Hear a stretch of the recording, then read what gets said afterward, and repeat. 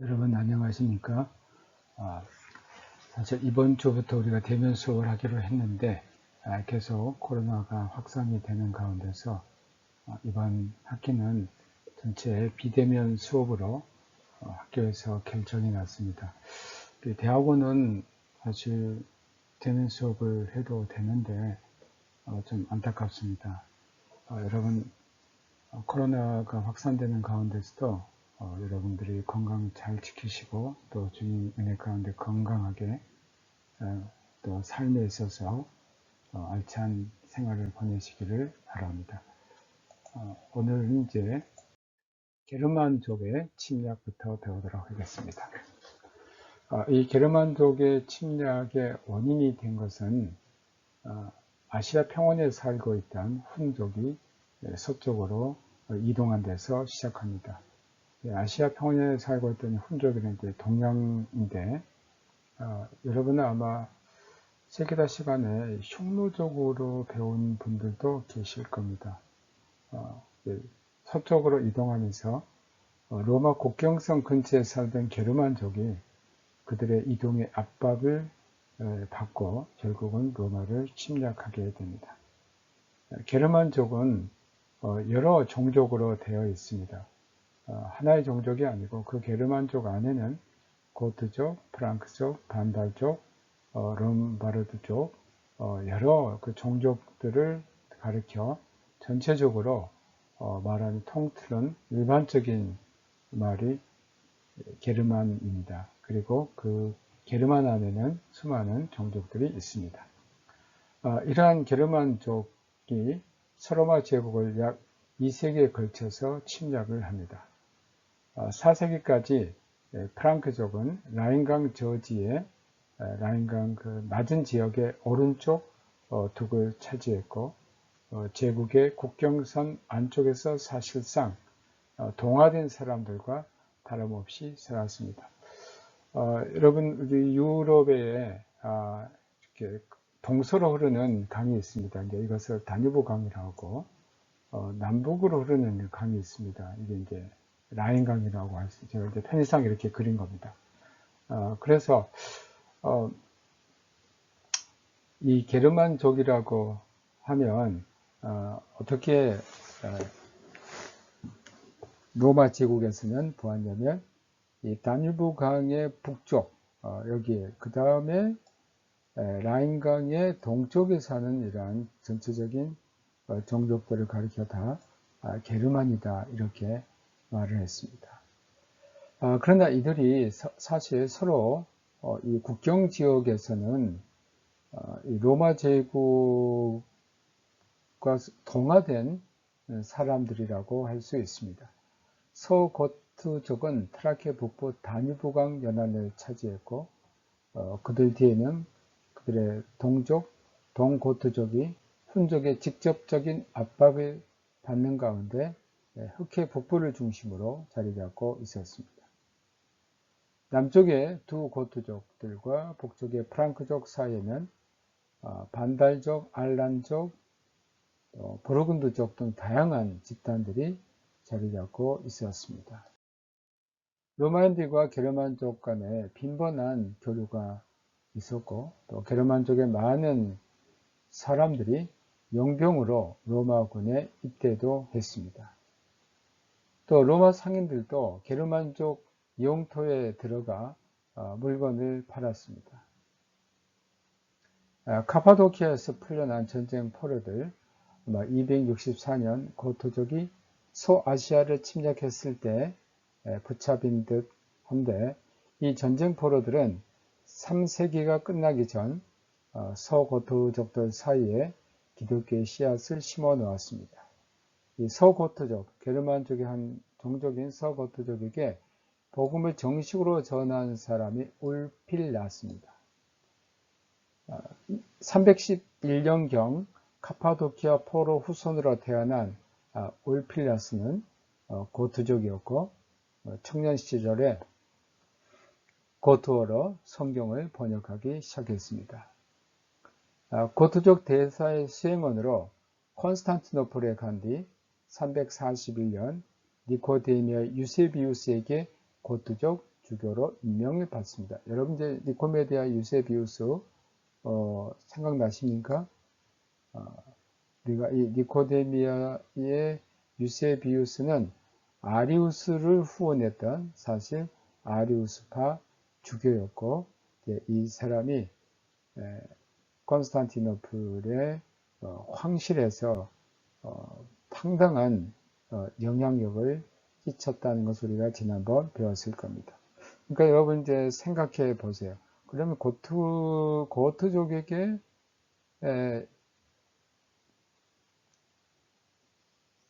주교를 임명했던 사람이 니코데미아 유세비우스니까 고트족들은 어떤 기독교를 받았을까?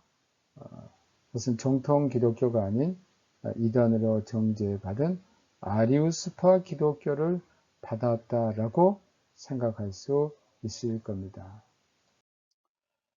아리우스 주의자였던 올필라스는 콘스탄티우스 때 제국의 정통 신앙이었던 호모이오스파의 견해를 지지합니다. 이 콘스탄티누스 아들인 콘스탄티우스는 사실 그들의 이제 제국의 정통 신앙이라고 했던 호모이오스파인데, 이것은 제국에서는 자신들의 정통 신앙이라고 했지만 사실은 기독교 정통에서 아주 거리가 먼 신앙입니다. 이것은 아리우스적인 그런 신앙이었습니다. 7년 동안 동족을 상대로 사역했고, 박해가 일어나자 동료 기독교인들을 이끌고 로마 영토로 피신했습니다. 소고트족의 최종적 개종은 376년 그들의 왕 프리티게른이 훈족에게 쫓겨 민족 전체를 이끌고 로마 영토로 들어온 뒤 백성 전체를 교회에 가입하게 함으로 이루어집니다. 이 고트족은 아리우스주의 기독교를 받아들인 민족입니다. 서고트족뿐 아니라 그들과 이웃에 있던 동고트족, 반달족, 일부 부르군드족도 제국을 침공하기 전에 이미 아리우스 기독교를 받아들이고 있었습니다. 그러니까 우리가 일반적으로 게르만족들은 어떤 기독교를 받아들였는가?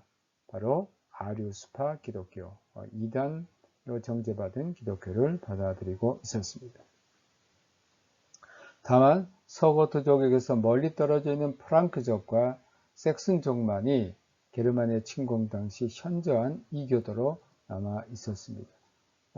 프랑크족과 섹슨족은 아직 기독교와는 거리가 먼, 아직 기독교와 관계가 없는 이교도로 있었습니다.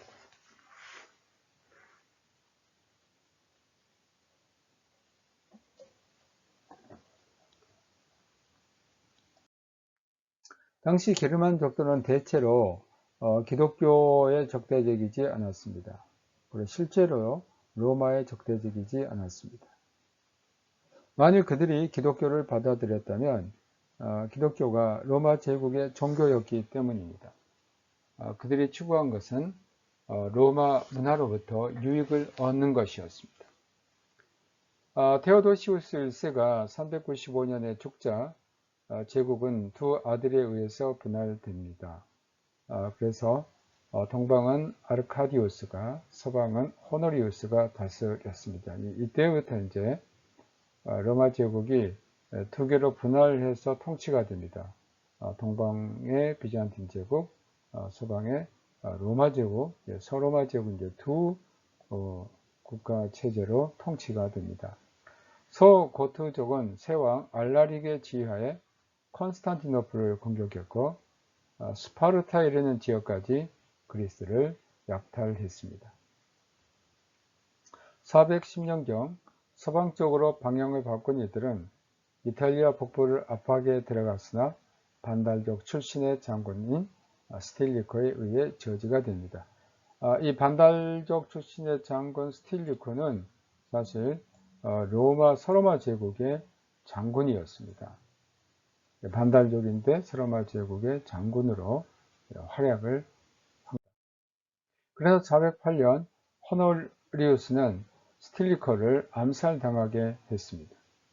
이 행위로 로마로 향하는 길이 뚫리게 되었고 410년 알라릭과 그의 전사들은 로마시를 함락하였고 이 사건은 로마 세계에 커다란 충격이었습니다. 당시 약 50년 동안 로마의 세력은 브리타니아, 갈리아, 스페인, 북아프리카에서 무너져 내렸습니다.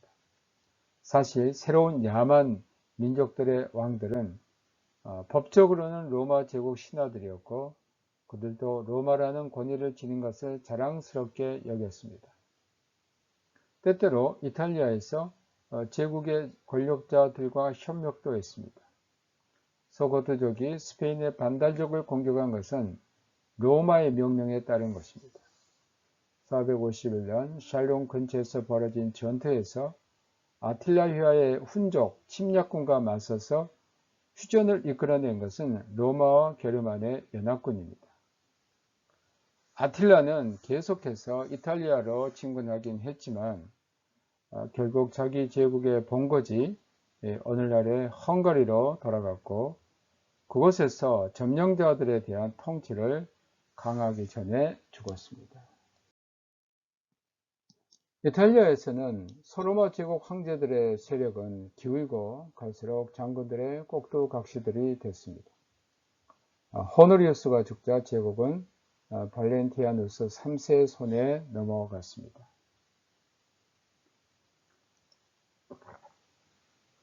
그의 긴 지위 기간은 아프리카의 총독 보니파키우스와 이탈리아 총독 아이티우스 간의 투쟁으로 얼룩졌습니다. 이 투쟁은 북아프리카가 반달족의 손에 넘어가도록 방치하는 데 일조를 했습니다. 발렌티아누스가 죽은 뒤부터 476년까지 서방에서는 9명 이상의 황제들이 옹립되었다가 폐위되었습니다. 그러는 동안 이탈리아는 여러 명의 군사 지도자들에 의해 효과적으로 통치되었습니다.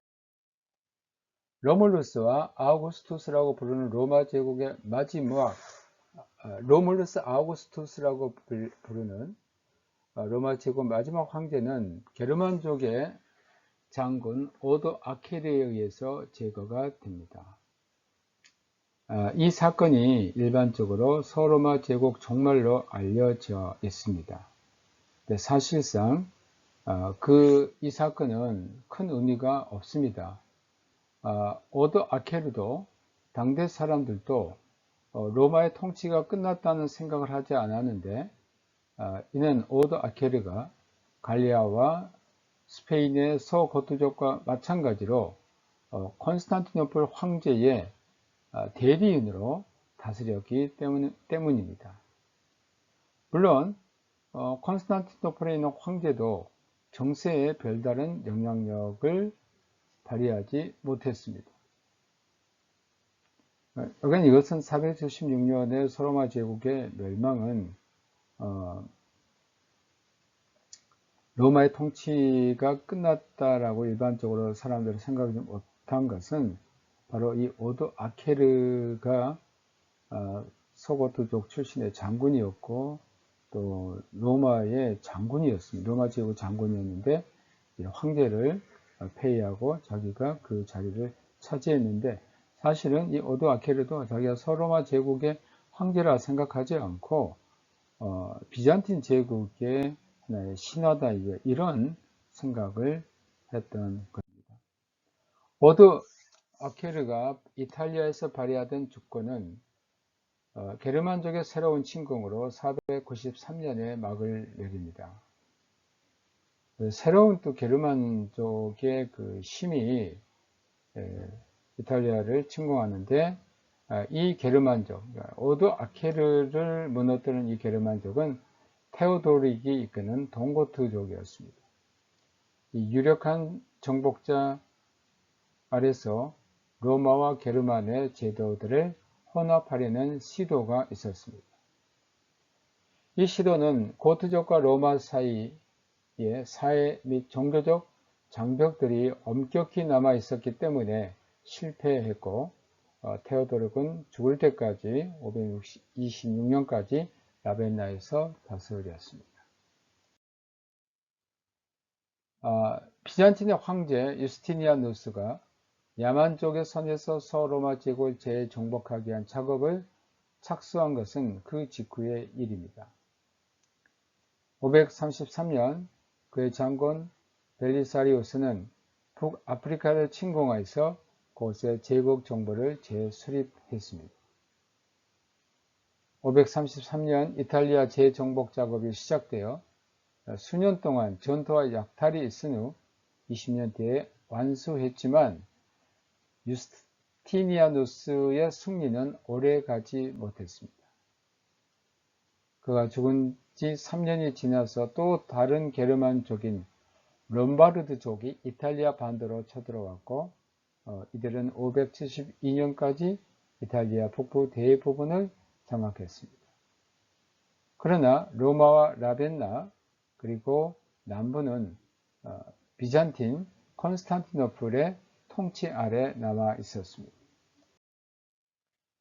그런 사이 갈리아에서 미래 관점에 중대한 의미를 지닌 사건들이 일어납니다.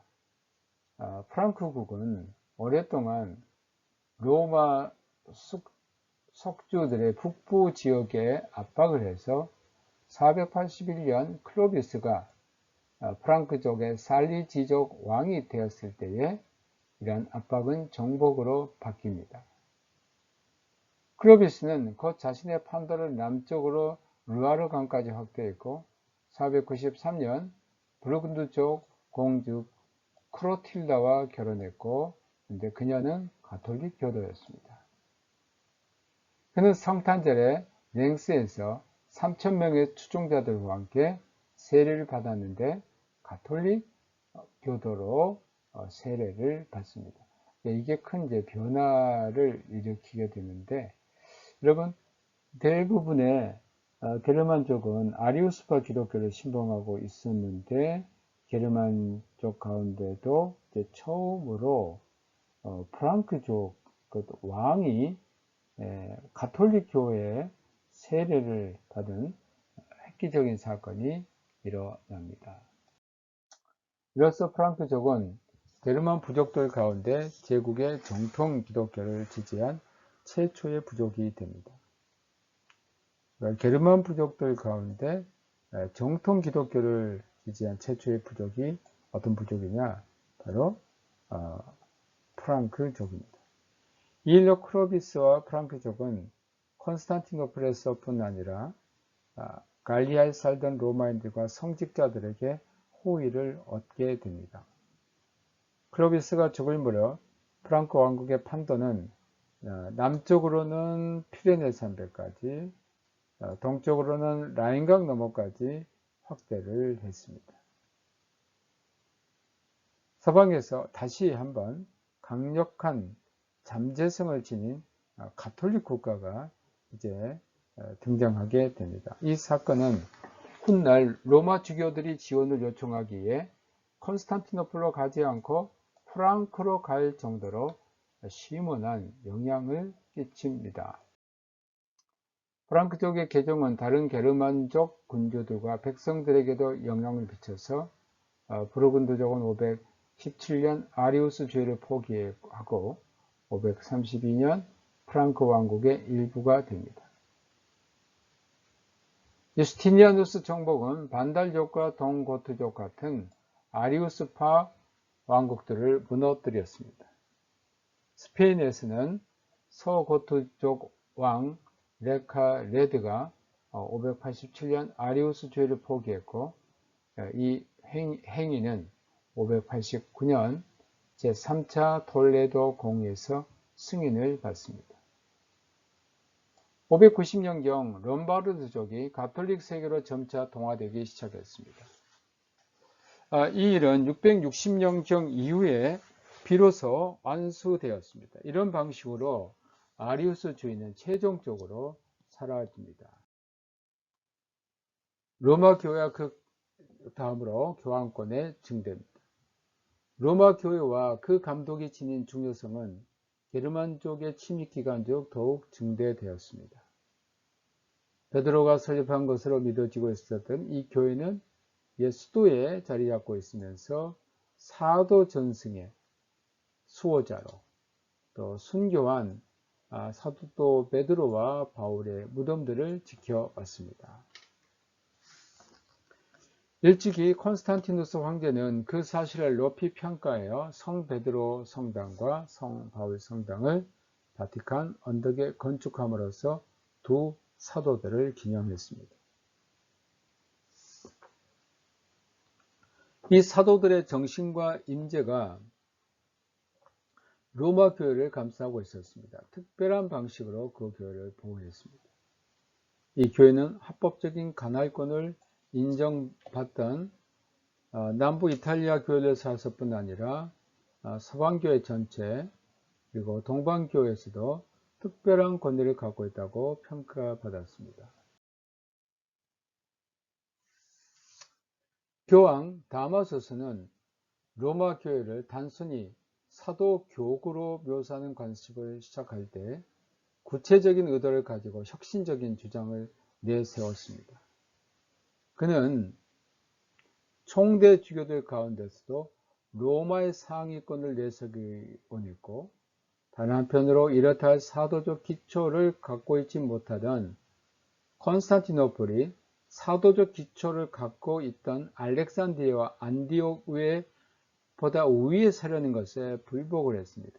사실 총대 주교의 그 조건 가운데 가장 중요한 게 뭐냐면 사도적 기초입니다. 그래서 사도가 그 교회를 세웠느냐입니다. 그런데 콘스탄티노플은 사도의 기초가 없는 교회인데 이 교회가 황제가 있는 그 도시의 교회라는 이유로 알렉산드리아 교회와 안디옥 교회보다 우위에 서게 됩니다. 그것이 이제 381년 제2차 에큐메니칼 공회에서 결의가 되는데 그 황제의 그 영향하에서 콘스탄티노플이 그러한 높은 이상을 갖는 데 대해서 로마 교회는 불복을 했습니다.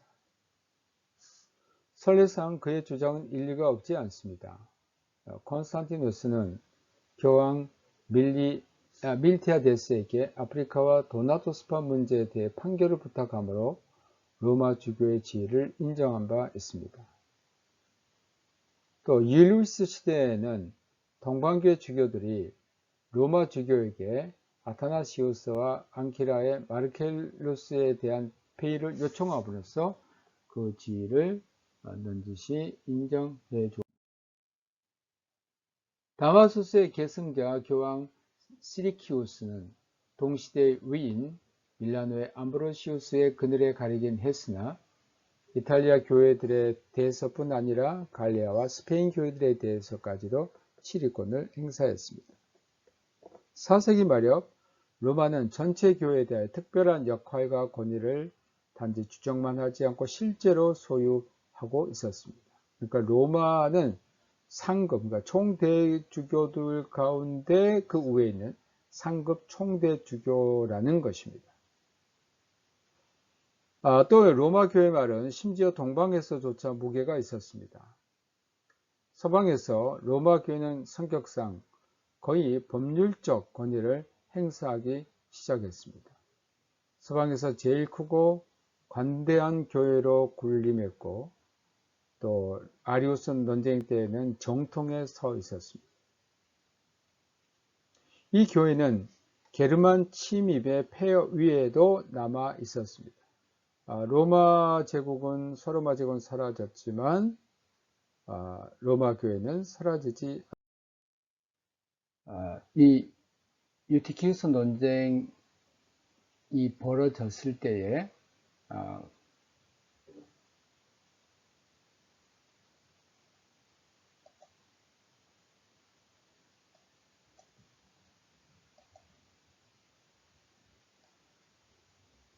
유티키우스 논쟁이 벌어졌을 때에 그는 이런 의도를 갖고서 콘스탄티노플 주교 플라비아누스에게 공안을 보내어 그 논쟁에 간섭을 했습니다.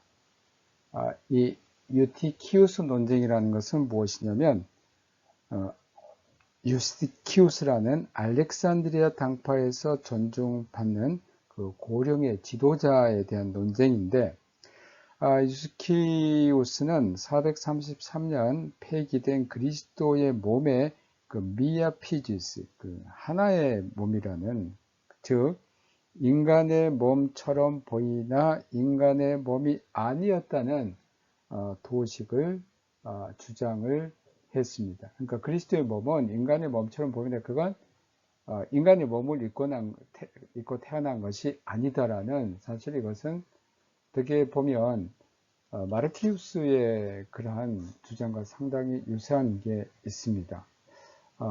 이러한 그 주장에 대해서, 이러한 논쟁에 대해서 그는 유티키우스 논쟁에 간섭을 했고 결국 그 공안을, 토메를 보냅니다.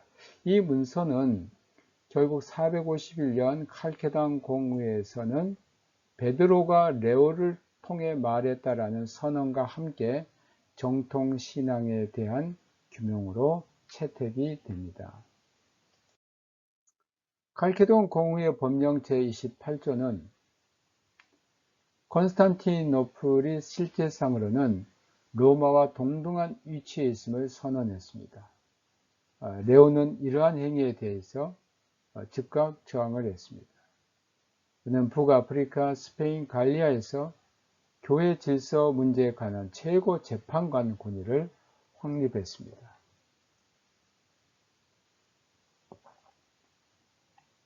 이 권위는 갈리아와 그의 지방 주교들은 존경할 만한 영원한 도성의 교황의 권위 없이는 어떤 일도 합법적으로 할 수 없다는 영원한 칙령을 공포한 서방 황제 발렌티니아누스 3세에 의해 확증이 되었습니다.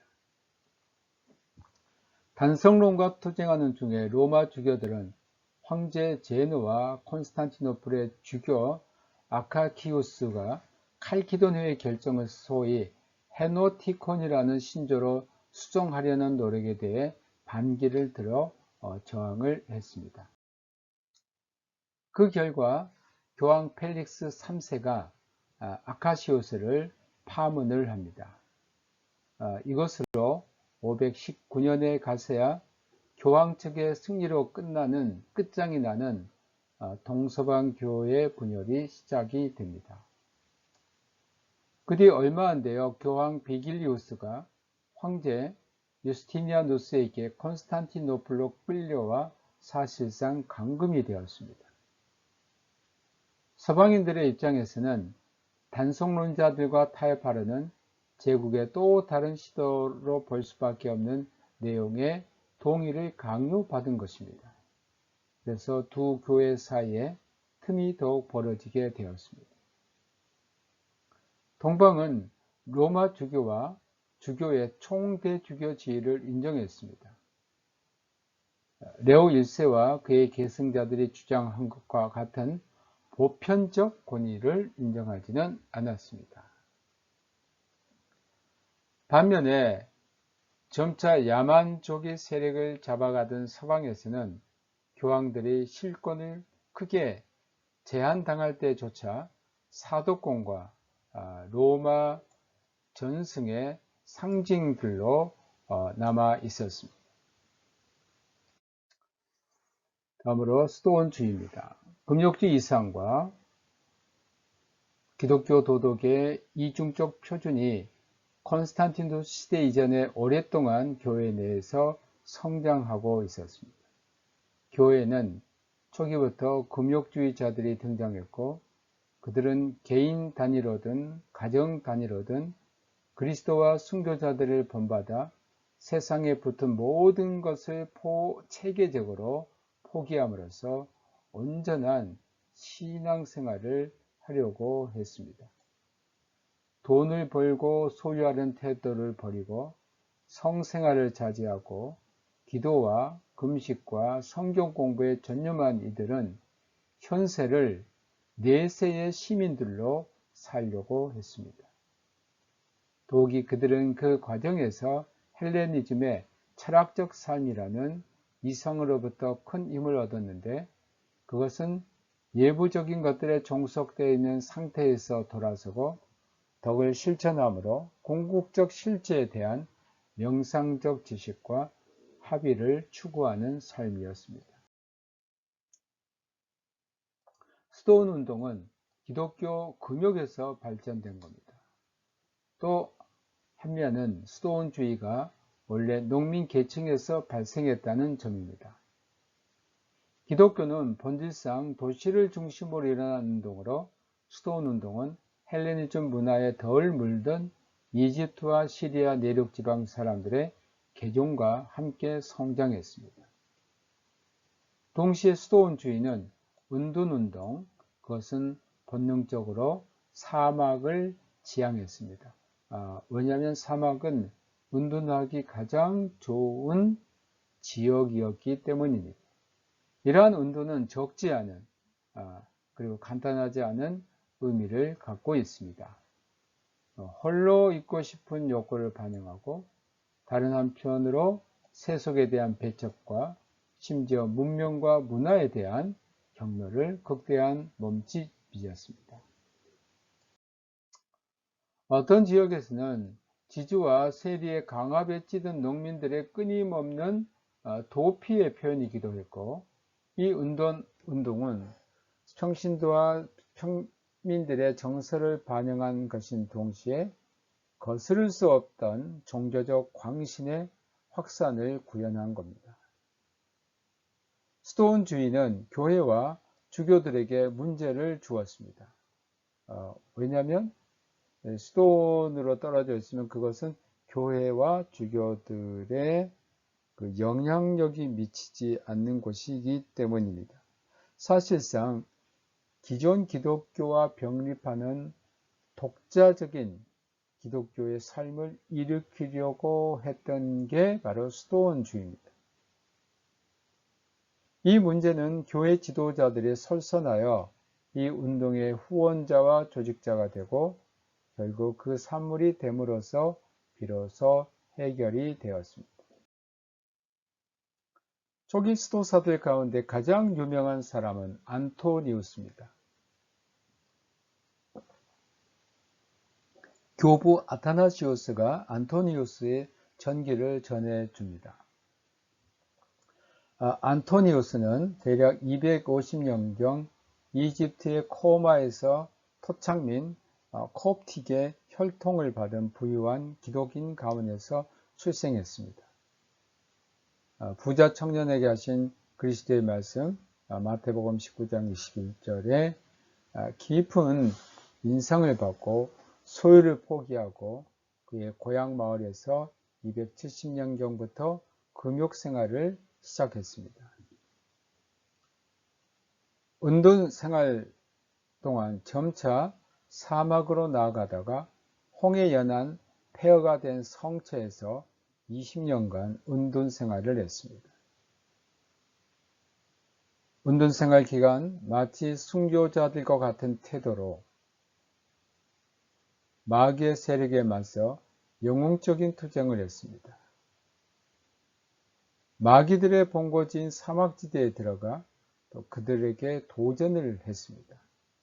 그는 쉴 새 없이 노동과 금식과 철야를 하고 끊임없이 기도와 성경 낭독을 함으로써 그리스도의 이름으로 마귀의 세력을 극복했습니다.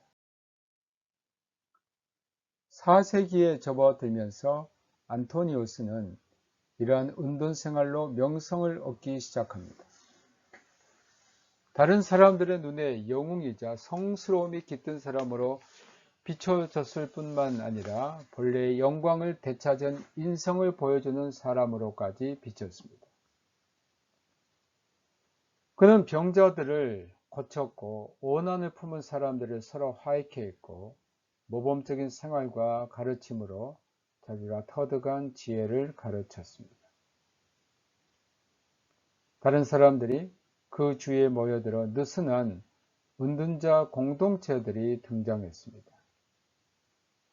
이들은 안토니우스의 지도 아래 자기들의 영혼 구원을 위해 심신을 연마했습니다.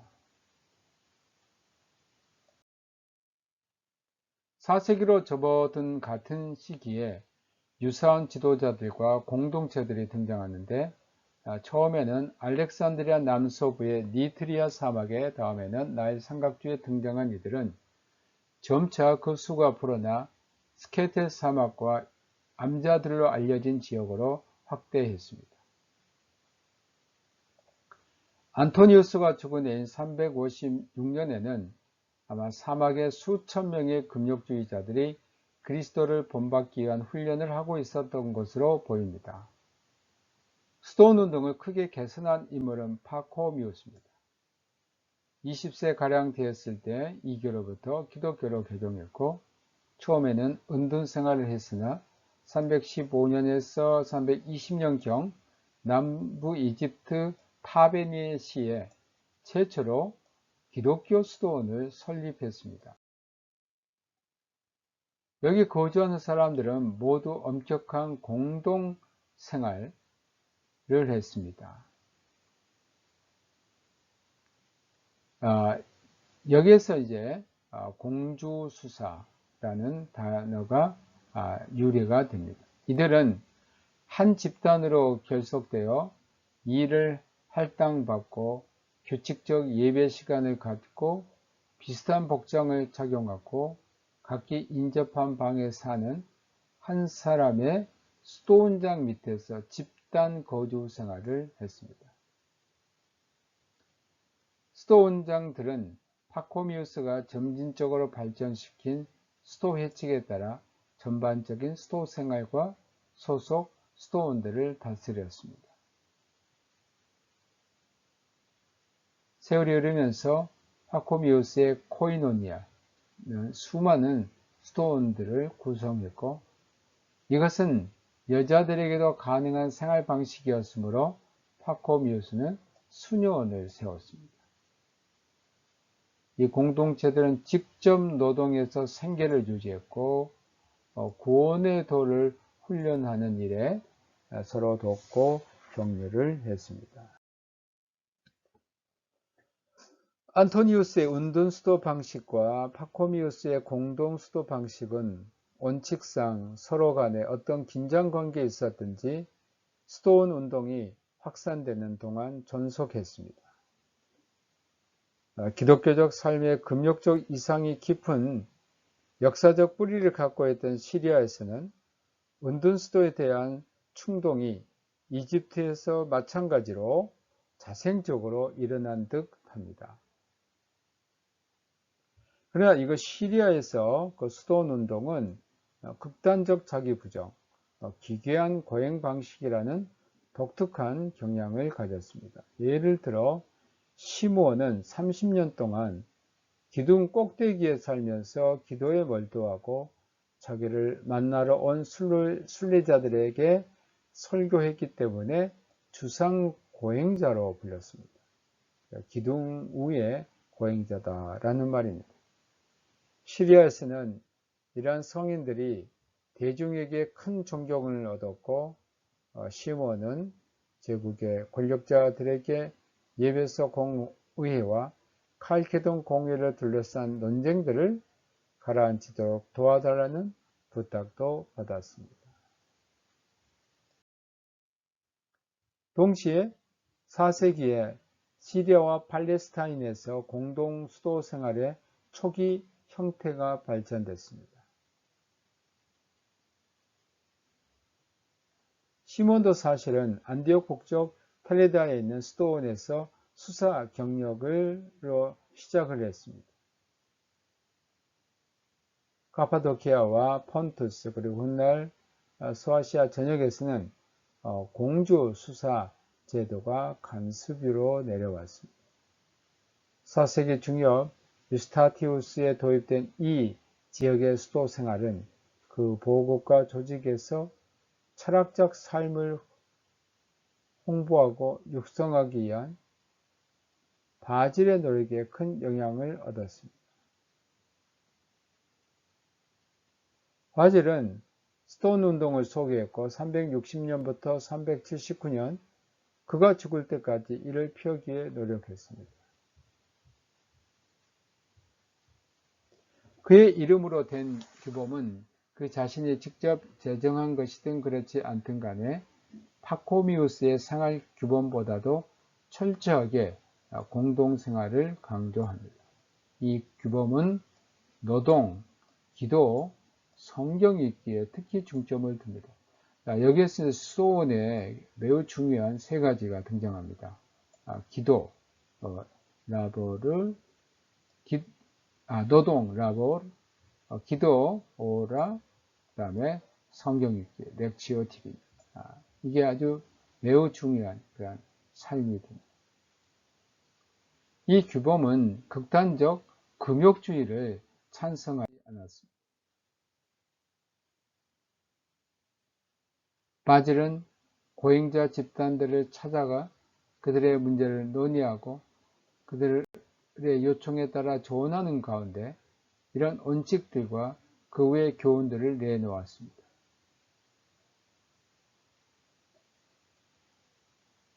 그의 가르침들은 대수도의 해칙과 소수도의 해칙, 이 책들은 오늘까지 그리스와 러시아의 스토온주의의 기초로 회람이 되고 있습니다.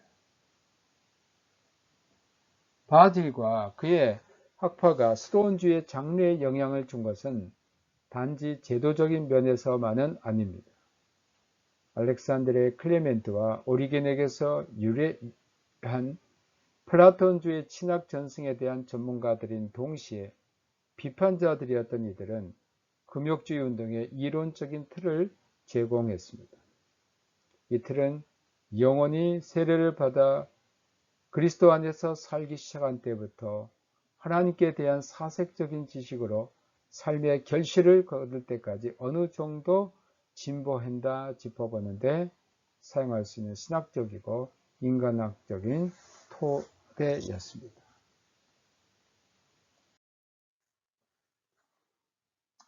헬레니즘과 주지주의의 영향을 받은 이런 형태의 금욕주의는 에바그리우스 폰티코스에 의해 이집트로 전달이 되었고 그는 콘스탄티노플에서 나지안 주스 그레고리에게 부제로 임명되어 활동하다가 382년 니트리아 사막으로 왔습니다.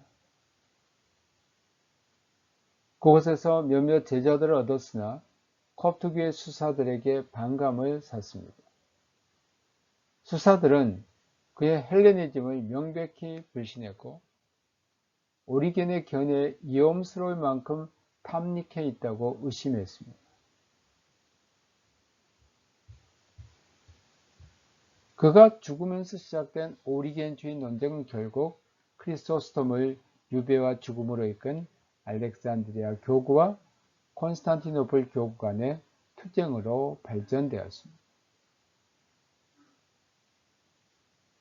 이 논쟁으로 에바그리우스는 대대로 악평을 받게 되었으나 그는 533년 세계교회회의에서 오리겐주의자라는 제목으로 정죄를 당합니다. 그의 제자들은 뿔뿔이 흩어져 그의 사상을 전파했고 그 결과 금욕생활과 그 목적인 사색적 신지식에 대한 그의 사상은 서방과 동방의 스토온주의에 중대한 영향을 끼쳤습니다.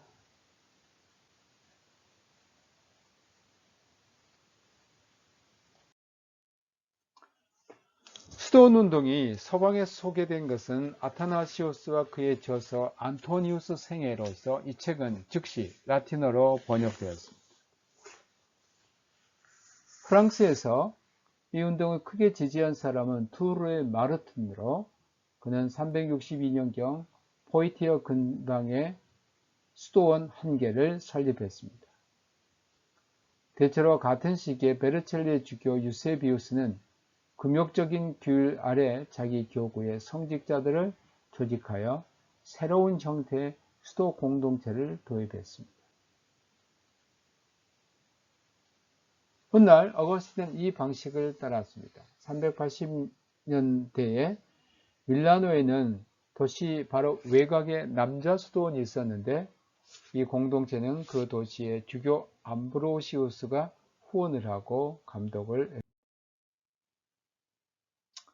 로마에서는 그러한 수도원 조직은 아니지만 금욕적인 삶은 381년부터 84년 제롬이 그곳에 머물러 있을 때 매우 보편화되었습니다.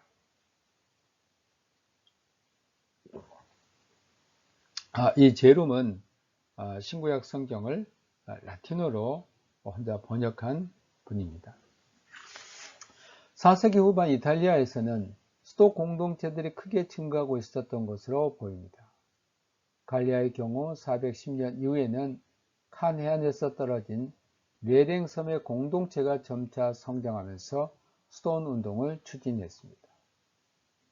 415년 이후에는 에바그리우스 폰티쿠스 제자 카시아누스가 마르세유에 설립한 또 다른 공동체가 그 운동을 추진했습니다. 카시아누스가 서방의 금욕주의자들에게 이집트의 수도원 전승을 소개할 목적으로 쓴 조직들, 또 회의들은 서방 수도원주의의 기초문서가 되었습니다. 이탈리아, 갈리아, 스페인에 수도원들이 꾸준히 신설되었고 내부 규율에 대한 관심이 높아짐에 따라서 5세기, 6세기에는 개별 수도원들을 위한 정규 수도회칙들이 크게 증가했습니다. 이러한 현상에는 파코미우스의 수도회칙에 대한 제롬의 라틴어 번역본이 큰 힘이 되었습니다. 이 수도회칙들 가운데 하나인 베네딕트의 수도회칙은 서방 수도원주의의 표준이 됩니다. 이게 아주 중요한, 앞으로 수도원 운동이 아주 중요한 회칙이 됩니다. 서방 수도원 운동의 위대한 개혁자는 느류샤의 베네딕트입니다.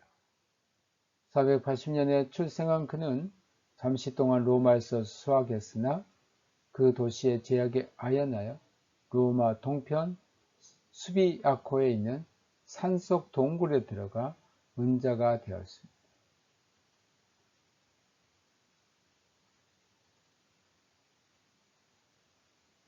로마와 나폴리 중간 지점인 몬테 카시노 언덕에 베네딕트 수도단의 모 수도원을 설립했고 설립 날짜가 분명치는 않으나 전통적으로 529년으로 알려져 있습니다.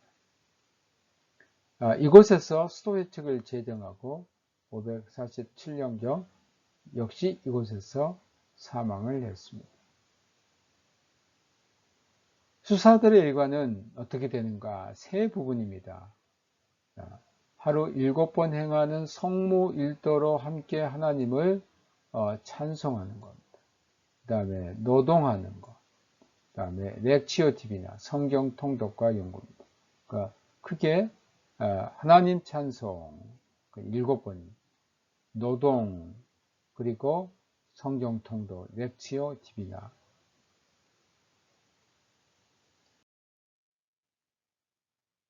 바질처럼 베네딕트는 극단적 금욕주의의 가치를 인정하지 않고 은수자 전통을 지닌 또는 은둔자 전통을 지닌 개인주의와 사회를 등지는 태도는 더욱 인정하지 않았습니다.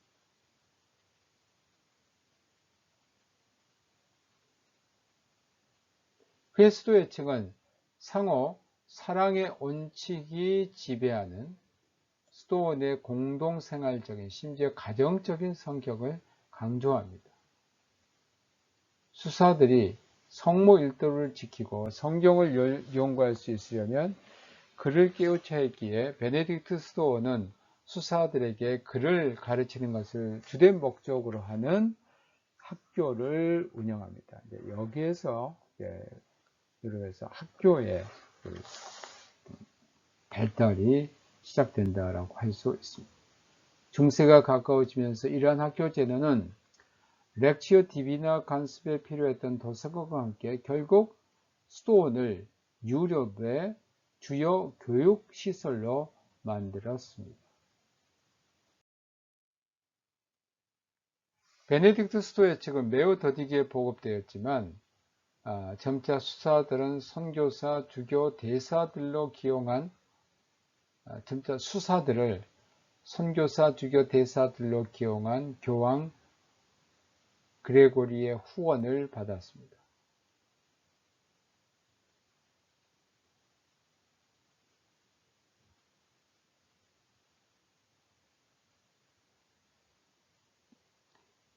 (7세기) 초 클로비스의 수도 후계자들이 다스리던 갈리아에서는 아일랜드 수사 콜럼바누스의 수도원들이 수도원주의 발전에 중요한 역할을 했습니다.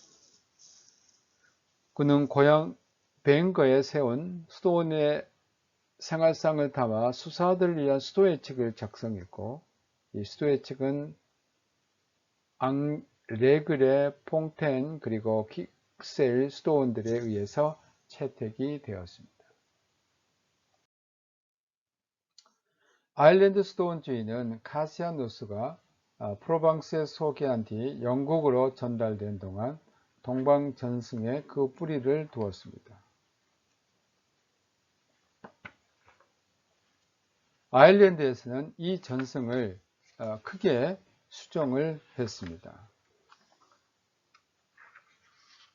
본질상 부족사회를 이루고 있던 이곳에서는 수도원과 대수도원장이 오히려 도시교회와 주교보다 목회 중심이 되었고, 주교는 대수도원장 혹은 일부 경우에는 수사들 중 하나가 맡는 경우가 많았습니다. 이 수도원들은 금욕생활에 대한 관심을 유지하면서도 선교, 구제, 종교 및 세속교육의 중심지가 되었고 7, 8세기 아일랜드 수도원주의는 그것으로 유명해졌습니다. 콜럼바누스의 사역에 힘입어 이 전승은 갈리아와 이탈리아에 번성했고, 그는 이 지역들의 보비오 수도원을 세웠고, 콜럼바누스의 수도회칙은 베네딕트 수도회칙과 접촉하면서 점차 수정이 되었습니다. 샤를마뉴와 앙리앙네 수도의 수도원장 아리아네 베네딕트는 베네딕트의 수도회칙을 체계하고 수도원에 대한 신대한 교육의 기초로 삼았고, 또 이 아리아네의 베네딕트 시대에는 베네딕트의 형태가 유럽의 모든 수도원들의 표준이 되었습니다.